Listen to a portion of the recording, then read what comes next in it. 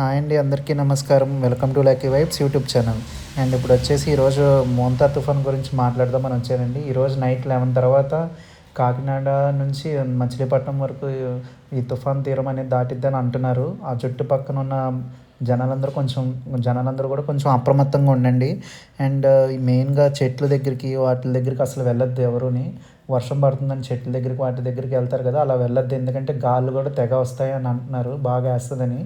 And ఇంకోటి ఏంటంటే trains, flights ఇవన్నీ కూడా క్యాన్సిల్ చేశారండి ఏపీలో చాలా చోట్ల.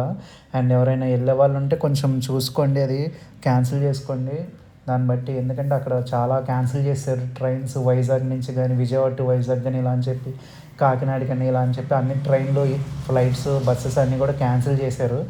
ఎవరు అసలు మెయిన్గా కాకినాడ, కృష్ణా జిల్లా, బాపట్ల ఇవన్నీ కూడా ఆ చుట్టూ ఉన్న జనాలందరూ కొంచెం అప్రమత్తంగా ఉండండి. ఈరోజు నైట్ బాగా తీరం దాటుతుంది అంటున్నారు.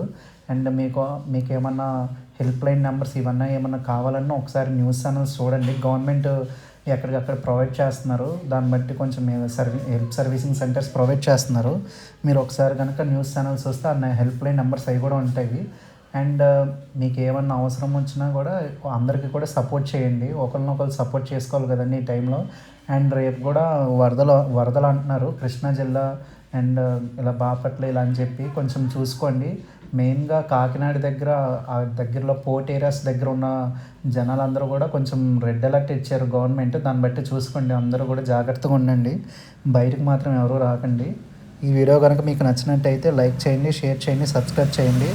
అండ్ ఈ ఇన్ఫర్మేషన్ కూడా అందరికీ ఫార్వర్డ్ చేయండి, ఎక్కువ మంది చూడాలి కదా. అండ్ దాన్ని బట్టి చూసుకుంటారు వాళ్ళు కూడాని. And thank you.